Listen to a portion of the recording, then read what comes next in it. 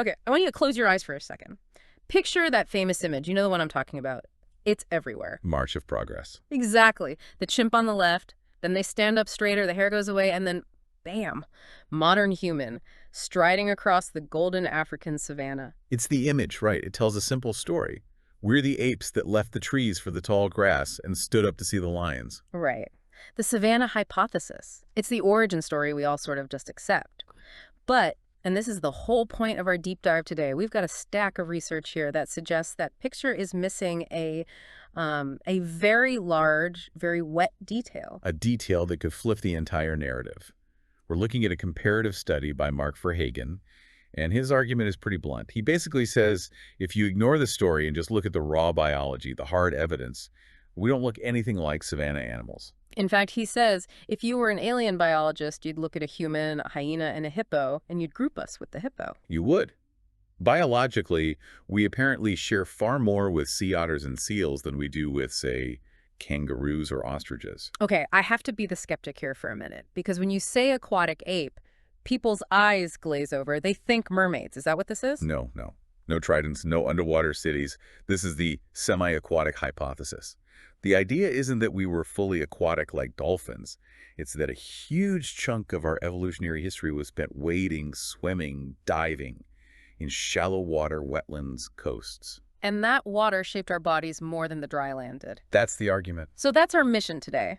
We're going to treat the human body like a crime scene. Look at the feet, the fat, our breathing, the fossils, and honestly, looking at the source material, I'm starting to think my bad back has more to do with a fish than a monkey. It definitely makes you look at your own design flaws a little differently. So let's start from the ground up, literally. Our feet.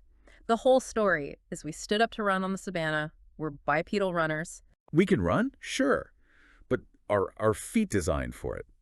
Verhaegen makes this great comparison. He says, look at the real savanna bipeds. The gold standard. The ostrich. The ostrich. Unbelievably fast, super efficient. And its foot. It's high, it's short, the bones are fused. It has 2 toes. It's basically a spring-loaded lever. Okay. And then you've got kangaroos with those long, narrow feet for hopping. Perfect for leaping. Now, look at your own foot. It's flat. It's really flat and long. The toes are all about the same length. The bones at the tips are broad.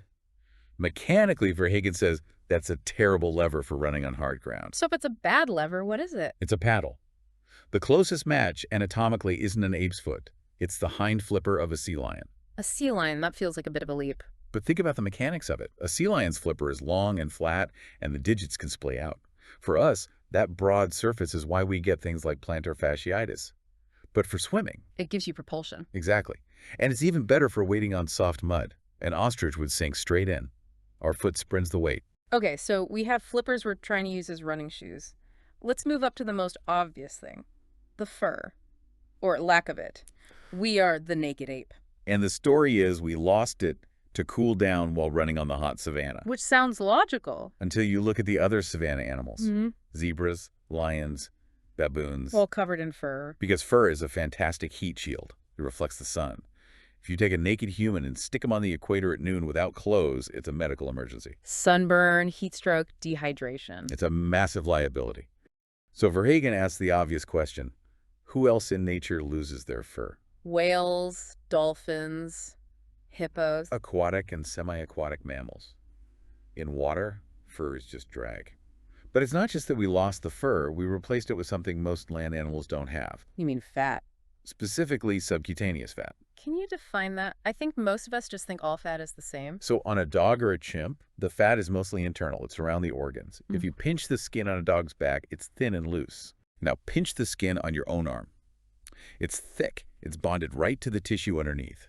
That is a continuous layer of fat attached to the skin. In a whale, we call that blubber. Wait, we have blubber? Functionally, yes. And that's incredibly rare for land mammals. You see it in seals, dugongs, whales. It's for buoyancy and insulation in water. But wouldn't that make us overheat on the savanna? A built-in wetsuit in that kind of heat? It would be a disaster. Brings us to how we cool down. We sweat. We're the champions of sweating. Millions of eccrine glands. We pour water out to cool off. It works, but it's incredibly expensive. In terms of water? Yes. A human on the savanna can lose liters of water in just a few hours.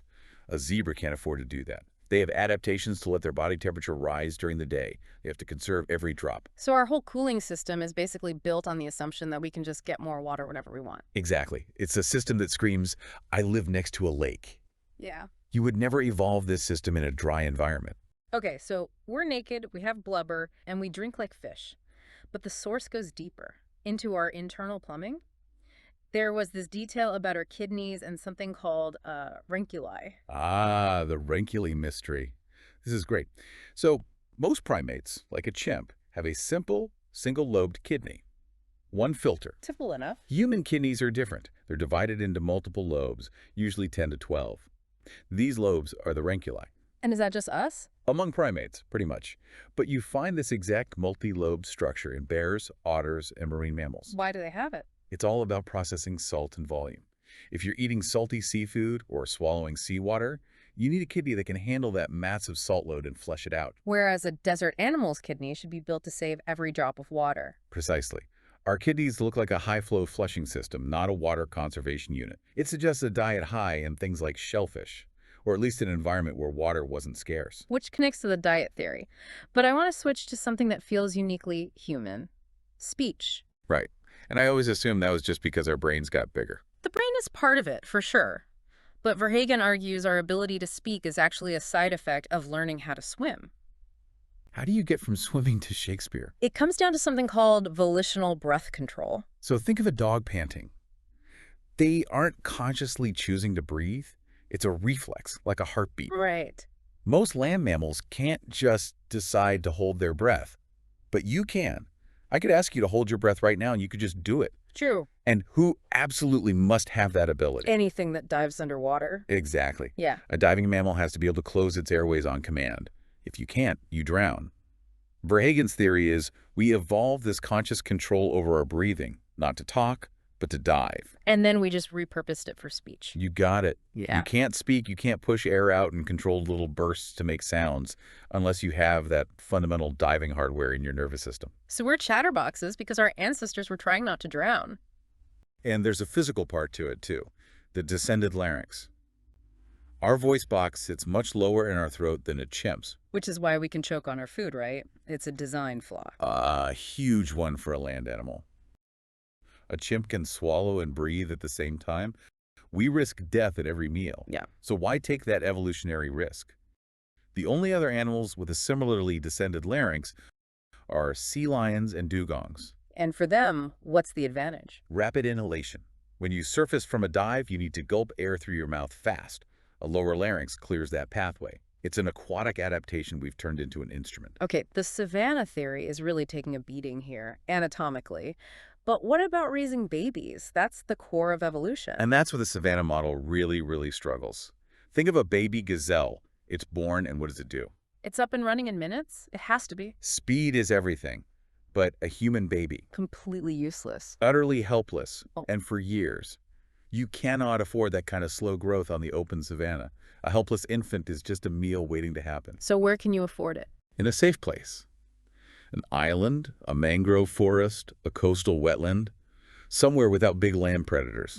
And the composition of our milk supports this too. The breast milk analysis, right? Yes. Human milk is very low in protein compared to savanna animals. Protein is for building muscle fast. Our milk is high in sugar for the brain and specific fats. And that profile matches. Marine carnivores and whales. It's milk designed to build a big brain and a layer of blubber, not a running machine. Okay, I can feel listeners getting skeptical because this is all deduction from soft tissue. We need hard evidence. We need bones. If we were so aquatic, why are all the fossils in Africa in places that look like deserts now? This is the crime scene problem. Verhaegen argues we've been guilty of assuming the environment back then was the same as it is today. So let's look at the big ones. The tongue child. Found in a dry area of South Africa, right. But later geological studies showed the rock matrix it was in was clay and calcite. Which means water. Water deposits. It was likely preserved in a wet limestone cave, not out on the sand. And Lucy, the most famous fossil of all. Lucy was found at Hadar. The site is described as a streamside gallery woodland. But when you look at the other fossils found right next to her, Who are her neighbors? crocodile eggs, turtle shells, crab claws. Wait, really? Lucy was found next to crab claws? Fossilized crabs, swamp snails, fish bones. I have never seen that in a museum exhibit. It's always Lucy walking through tall, dry grass. That's the confirmation bias. We see the antelope bones and say savanna, and ignore all the aquatic life. Verhaegen's point is our ancestors were likely there for the sessile food. Meaning things that don't run away. Exactly. Shellfish, oysters, crabs. And that explains our earliest tools. The simple pebble tools. Right. You don't need a rock to pick a fruit. You need a rock to crack open a clamshell. Just like a sea otter uses a rock. The tool used perfectly mirrors that kind of shoreline diet. It changes the picture from man the hunter to man the beachcomber. Is there anything on the bones themselves, though, a direct marker? There is one.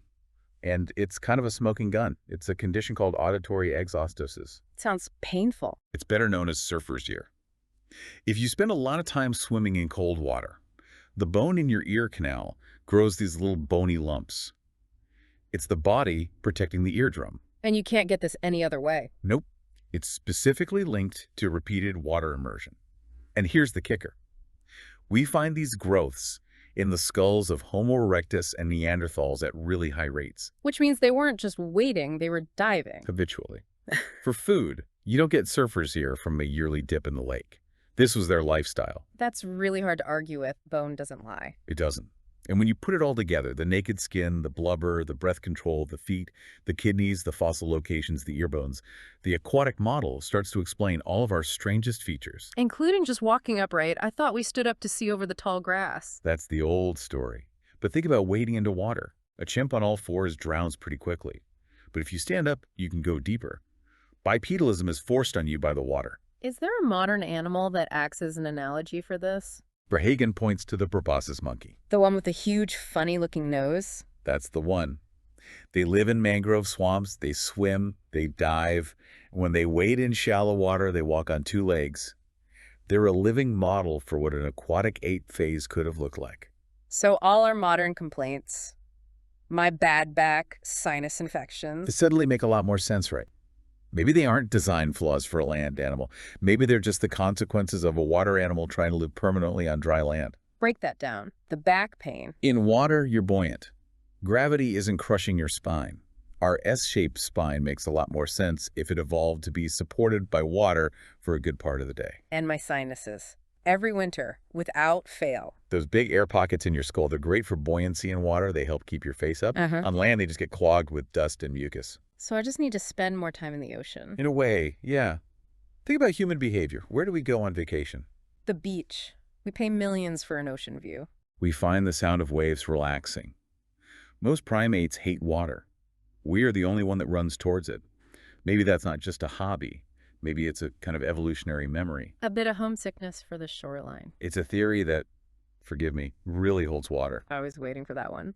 But seriously, this deep dive has been incredible. It forces you to look at your own body in a completely different light. That's what good science should do. It should make us question the story we've always been told and ask if the evidence actually fits. Well, next time you're at the beach and you feel that urge to just float in the water, maybe you should listen to it. You might just be answering the call of your ancestors. Thanks for diving in with us. My pleasure. And to all of you listening, keep questioning the narrative. We'll catch you on the next deep dive.